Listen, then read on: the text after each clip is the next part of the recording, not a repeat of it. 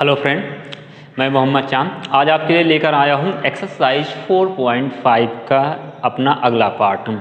तो हमने इसके पहले पार्ट में क्वेश्चन नंबर हम पढ़ चुके थे। 4 नंबर क्वेश्चन तक हम पढ़ चुके थे। तो आज हम स्टार्ट करने जा रहे हैं क्वेश्चन नंबर 5। तो क्वेश्चन नंबर 5 में हमसे क्या कह रहा है 5 से 11 में दिए गए प्रत्येक अवयव के व्युत्क्रम यहाँ पर ज्ञात करना है जिसका अस्तित्व है। तो पहले हमको ये ज्ञात करना है कि जिस अवयव का अस्तित्व है उस अवयव का हमें ज्ञात करना है, व्युत्क्रम हमें यहाँ पर ज्ञात करना है।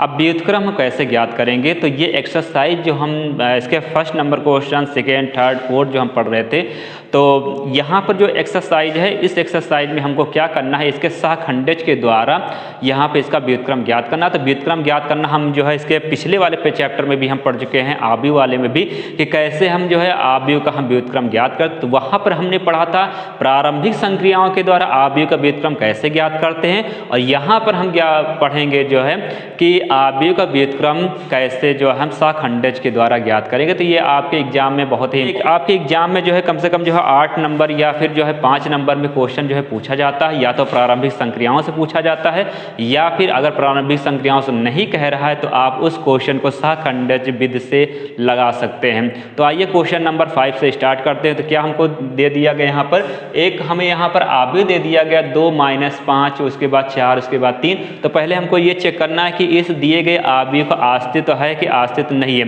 अब अस्तित्व है या फिर नहीं है तो कैसे हम उसको चेक करेंगे?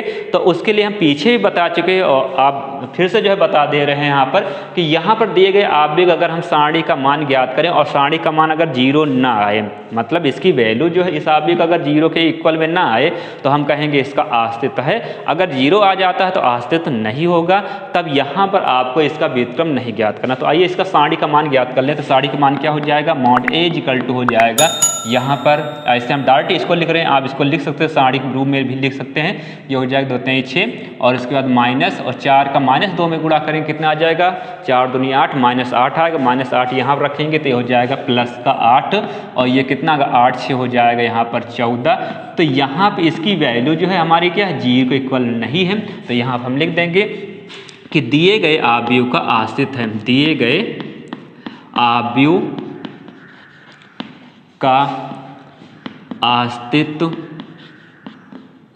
अस्तित्व है। अब यहाँ पे इसका अस्तित्व हमें यहाँ पे सहखंडज विधि से इसका निकालना है, व्युत्क्रम ज्ञात करना है।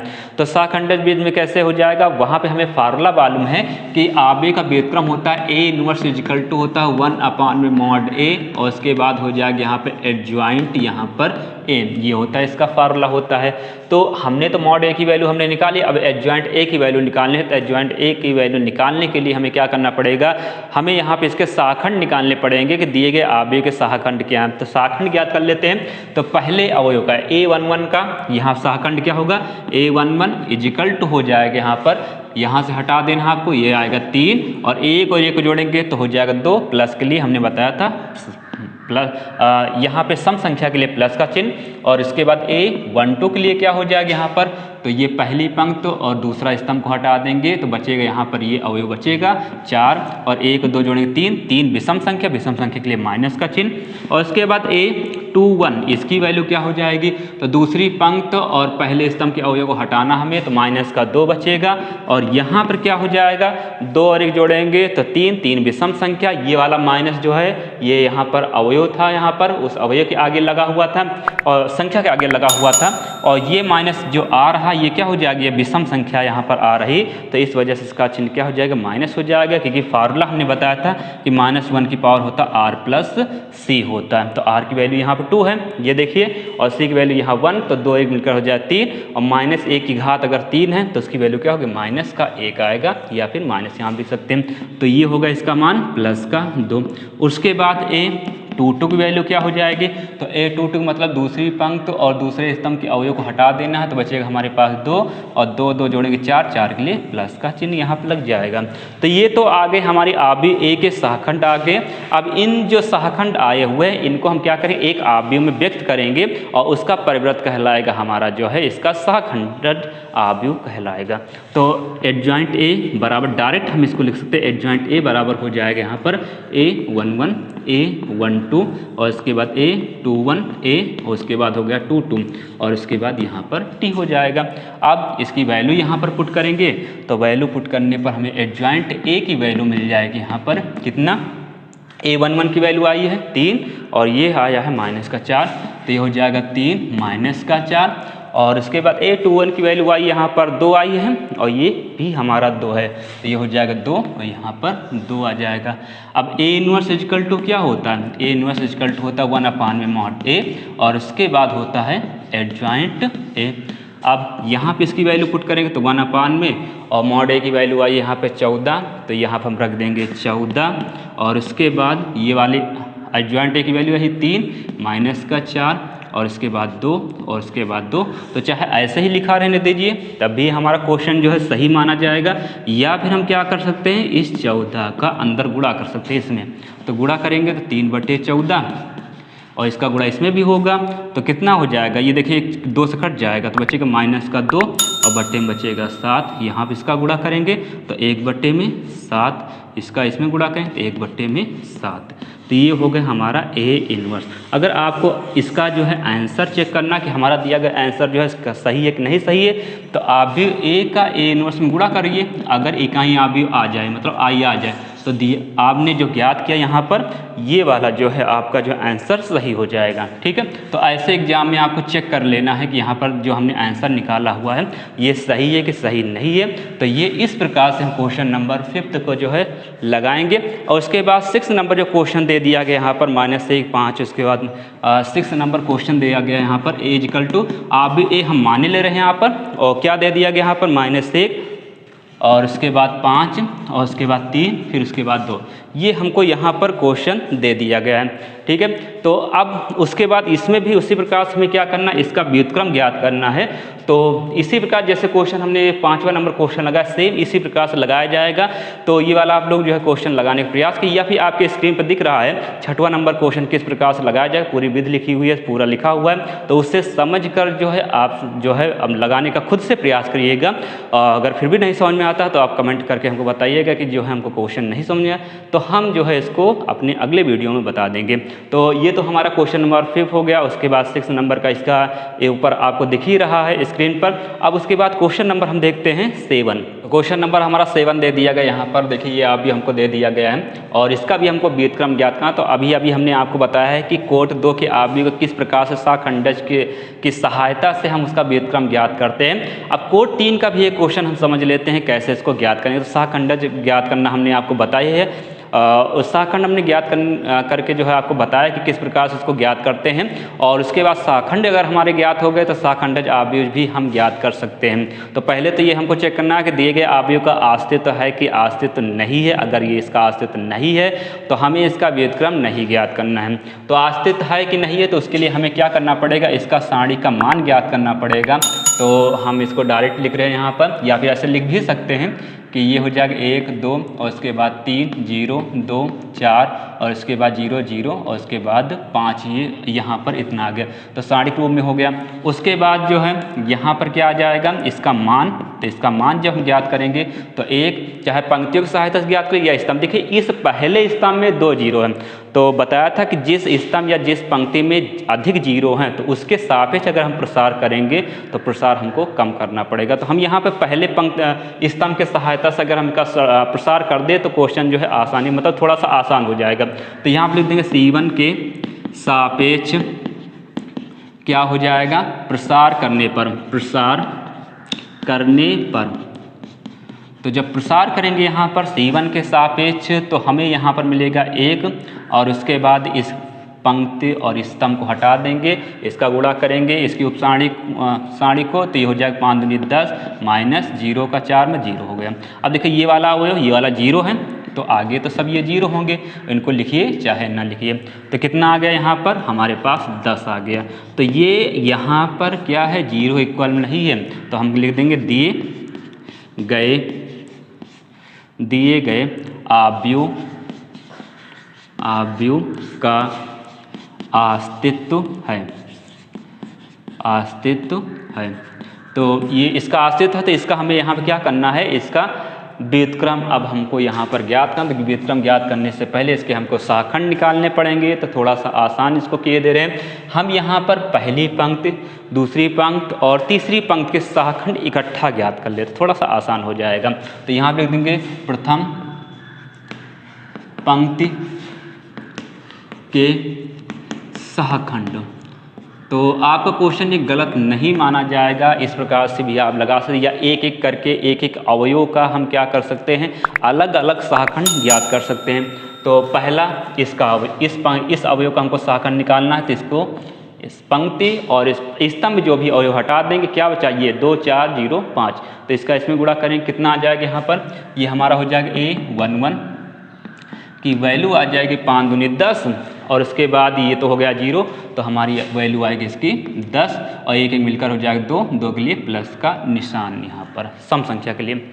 और उसके बाद ये हमारा क्या है, A12 है। तो A12 मतलब यहाँ पर हम दूसरे स्तंभ और पहली पंक्ति को हटाना, तो ये तो 0 हो गया, गुणा करें ये भी 0, मतलब इसकी वैल्यू कितनी आएगी 0।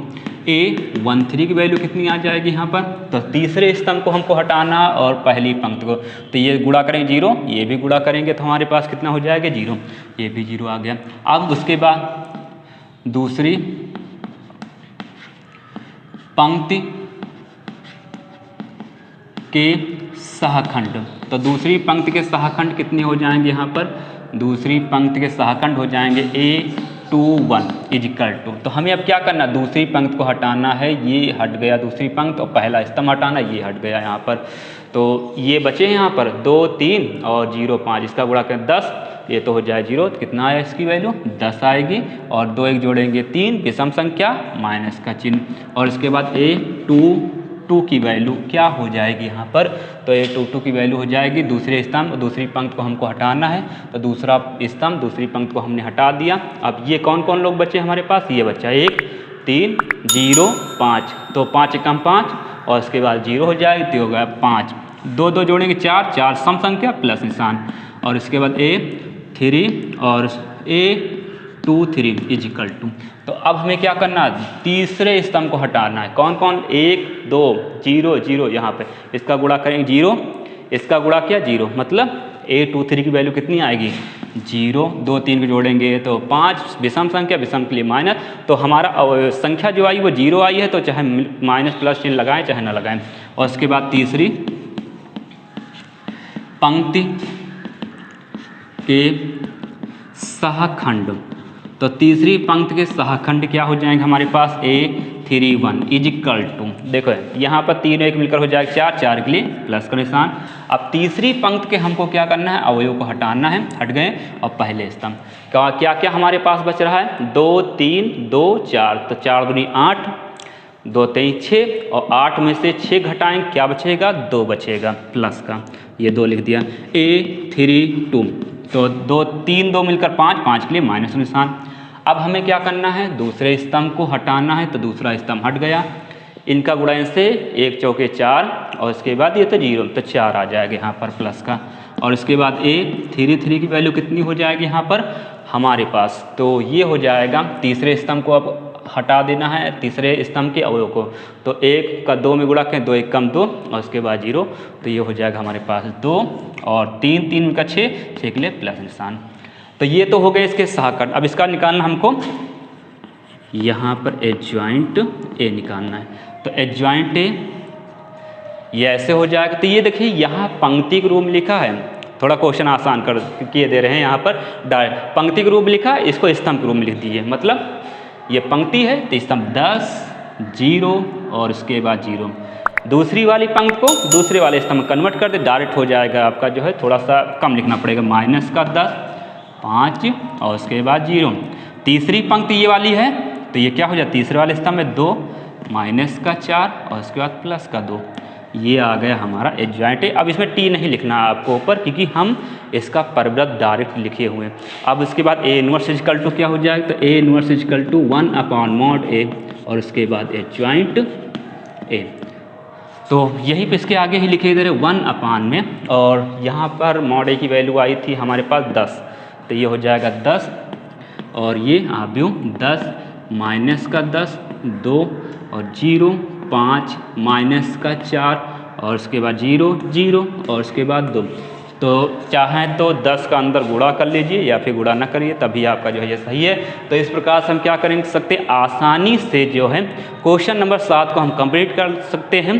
तो अगर आपके एग्जाम में ये नहीं कह रहा कि अवयव का व्युत्क्रम प्रारंभिक संक्रियाओं के द्वारा ज्ञात कीजिए, तो इस विधि से अगर लगाएंगे तो थोड़ा सा आपको लिखना ज़्यादा पड़ेगा, क्योंकि हमने तो यहाँ पर शॉर्टकट में लिख दिया हुआ है। हो सकता है क्योंकि यहाँ 0 थे, इसमें 3 हुए 0 थे, तो इस वजह से यहाँ क्या हो गया, थोड़ा आसानी से इसका जो है मान ज्ञात हो गया। हो सकता है यहाँ पर कुछ लिख दिया जाए, यहाँ पर पूर्णांक अपूर्णांक प्लस माइनस की संख्या अगर आ जाएंगी यहाँ पर, तभी जो है इतना जो है दिक्कत नहीं पड़ेगी, लगा सकते हैं क्वेश्चन को। तो अगर आपके एग्जाम में नहीं कह रहा है प्रारंभिक संक्रियाओं से लगाइए, तो इस विधि से लगा देंगे क्वेश्चन, तभी आपको जो है नंबर मिल जाएंगे। अगर आपके जो है एग्जाम में कह रहा है कि क्वेश्चन को प्रारंभिक संक्रियाओं के द्वारा ही इसका व्युत्क्रम ज्ञात कीजिए, तो आपको प्रारंभिक संक्रियाओं के द्वारा ही ज्ञात करना है। तो ये तो हमारा हो गया क्वेश्चन नंबर यहाँ पर 7 हो गया। अब इसी प्रकार से यहाँ पर जो इसका 8वां नंबर क्वेश्चन, 9वां नंबर क्वेश्चन, 10वां, उसके बाद 11। तो 8वां नंबर क्वेश्चन आप लोग यहाँ पे स्क्रीन पे देख सकते हैं कि कैसे इसको लगाया जाएगा। तो लगाने का प्रयास करिएगा, समझने का प्रयास करिए, उसके बाद खुद से लगाने का प्रयास करिएगा। उसके बाद 9 नंबर, उसके बाद इसी प्रकार से 10वां नंबर भी क्वेश्चन आपको यहाँ पर डिस्प्ले हो रहा है स्क्रीन पर, तो उसको भी लगा सकते हैं। और ऐसे ही इसका जो है 11वां नंबर भी क्वेश्चन जो है यहाँ पर आपको दिख रहा होगा, 10वें नंबर क्वेश्चन को भी, 11वें नंबर क्वेश्चन को भी लगा सकते हैं। तो ये तो हमने बता दिया एक क्वेश्चन जो है कोट 2 का अवयव का यहाँ पर कैसे व्युत्क्रम ज्ञात करेंगे, और एक क्वेश्चन बता दिया कोट 3 के अवयव का कैसे किस प्रकार से व्युत्क्रम ज्ञात किया जाएगा। तो ये क्वेश्चन आप लोग लगाइएगा जो है। अगर फिर भी कोई दिक्कत होती कमेंट में आप जो है कमेंट करके हमको बताइएगा, हम इसको जो है अपने अगले वीडियो में ज़रूर बताएंगे। तो आज के लिए सिर्फ इतना ही है, धन्यवाद।